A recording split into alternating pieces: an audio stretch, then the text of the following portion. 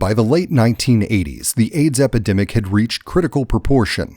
In 1989, roughly 200 King County residents succumbed to the disease. It was a general sense of real urgency, and I remember, people that we knew dying of AIDS and people that we knew dying of overdoses and people dying in squats or, people where I remember talking to people whose friends had died, who had been with them, when they realized that their friend was overdosing and how horribly conflicted and guilty they would feel. In late 1989, Bob Quinn, an undocumented Canadian immigrant and former hospice worker, began to clandestinely distribute needles to injection drug users in Seattle's University District. I was just trying to say that there was a problem here in the neighborhood and it wasn't being looked after, and I was here to look after it, and that's about it, really. I wasn't picking a fight with the government or anything. I was just saying the problem's not just downtown. There's a problem here too. So we need services here.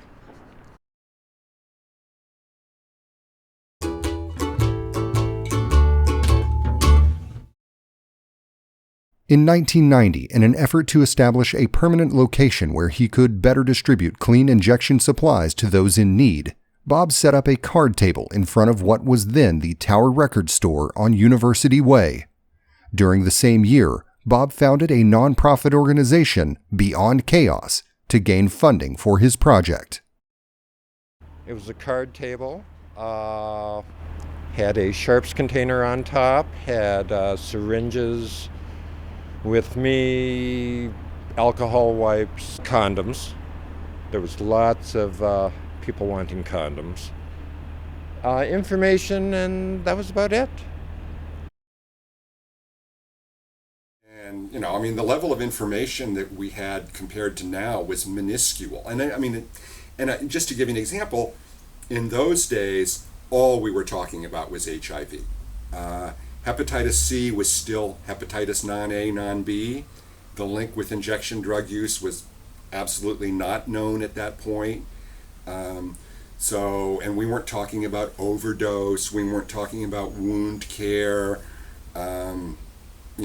We weren't talking about a huge number of things that programs do today.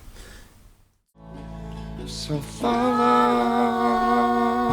your dreams and don't be discouraged.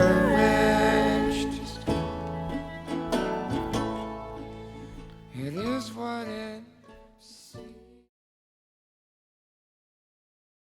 After nearly a decade of successfully combating the spread of AIDS and other blood-borne diseases, Bob Quinn was unable to secure funding from King County for the exchange for 1998. Quinn's Beyond Chaos organization became part of Street Outreach Services, a fellow Seattle nonprofit.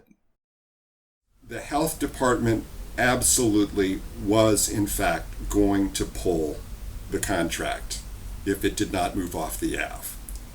And without that contract, there was no way long-term that it could survive. SOS absolutely did not have the resources to sustain it. I had been able to get money from the Tides Foundation and from other smaller private foundations, but the reality was that there were syringe exchange programs around the United States that were absolutely desperate for money.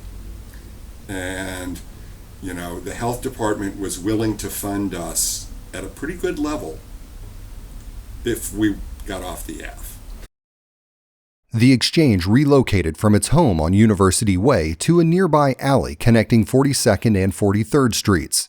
Quinn, who ardently felt the issues surrounding AIDS and injection drug use were too important to be relegated to a back alley, declined a role with the new exchange. However, after an extended visit to his native Canada, Quinn returned to the University District and became a mentor to the next generation of needle exchange staff. During the next 9 years, under the direction of Street Outreach Services Executive Director Chris Nyrup and SOS Needle Exchange Coordinator Shiloh Murphy, the University District Needle Exchange developed into one of the largest and most successful exchanges in the nation. By 2004, SOS was exchanging over 500,000 clean syringes every year.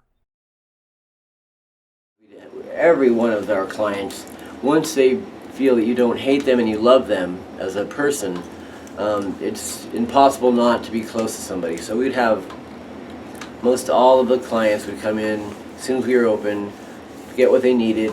In the summer in the new district exchange, we would have a little area where people would sit down and sun. It was always great. Everyone was welcome. It was probably the few moments where somebody that's homeless and on the rocks would feel like they're part of something that's not wrong. So it was great. In 2007, after continuing conflict with King County Department of Public Health, Street Outreach Services lost all funding from the county. For a moment, the University District Needle Exchange teetered on the brink of existence. But there was a time when we weren't exactly sure what was going to happen. We weren't sure if the health department was going to say, well, then, you can't, if you want to do this, then we're not going to give you supplies.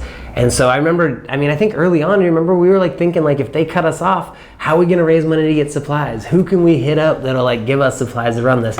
We've got SOS's remaining supplies. So basically we've got the SOS supply closet. We're looking at it together being 3 months, 5 months? How long do we have to go before we need to get fed again? So it was kind of a crazy time, but I think that people were really excited about what we were doing. And now it just seems like it was the only move. It doesn't seem like it was the right move. It seems like it was the only move. So follow your dreams and don't be discouraged. It is what it seems. Needing to fill a void left by Street Outreach Services, Shiloh Murphy, who has been associated with the University District Needle Exchange since the days of Bob Quinn, Jeff Corey, and Tom Fitzpatrick quickly formed the People's Harm Reduction Alliance, or PRA as it is affectionately known.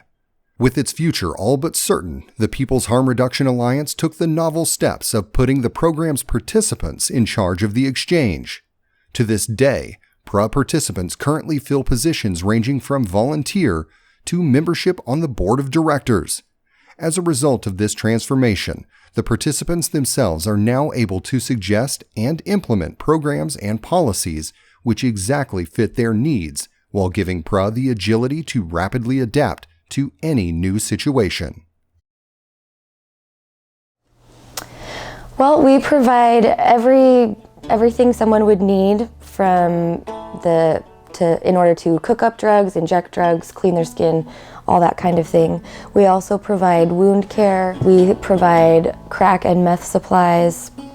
And we also have tons of information, tons of literature about how to be safe while using drugs, as well as specific flyers, like what to do if you have an abscess. We have referrals. We also have information about where people can go if they want to do detox, or if they want to find support groups, or if they want to get treatment, or if they need to go to the doctors to have an abscess looked at. So what we want to do and what we attempt to do is provide a full range of services that any drug user might need. Almost from its inception, the People's Harm Reduction Alliance became and remains the largest peer-run exchange program in the world. In 2014 alone, PRA distributed over 3.5 million clean syringes. I think it's an incredible space. It's a space that I haven't really seen anywhere else in society, where you have a whole bunch of different people from really different backgrounds coming together and spending time with each other to help each other and help keep each other healthy and happy. And in the course of doing that over a long period of time, actually coming to know each other and coming to like each other. People that otherwise would never have an opportunity to even talk to each other, much less become friends. So it's really hard for me to think of another experience that I've had that's like becoming kind of a regular member of the syringe exchange table. So follow your dreams and don't be discouraged.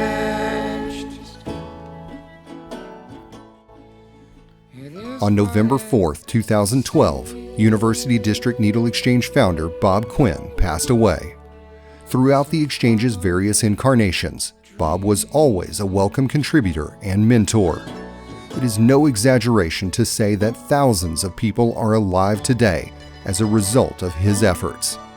Bob's ashes were scattered on University Way at the site where he established the first University District Needle Exchange.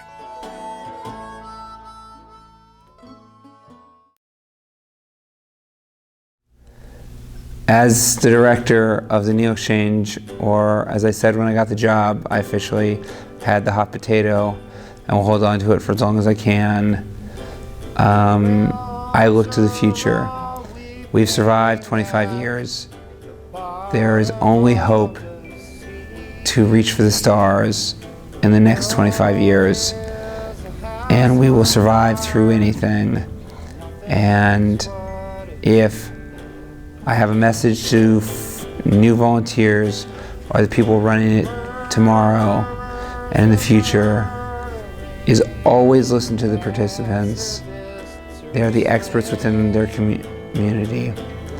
And follow your heart and know that you have to silence your ego to create great change.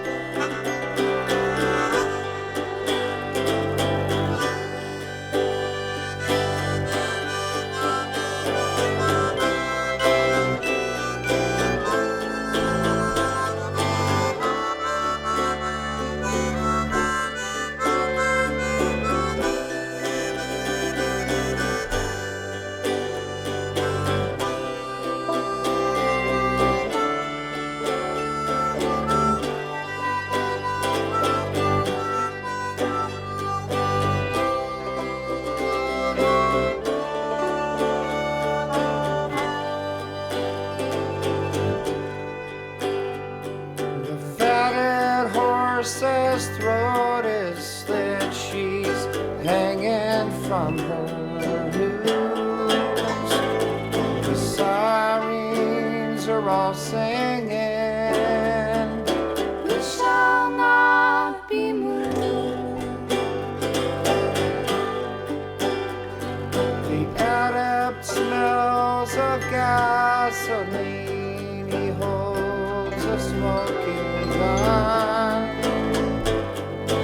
I'm ashamed and frightened of the monster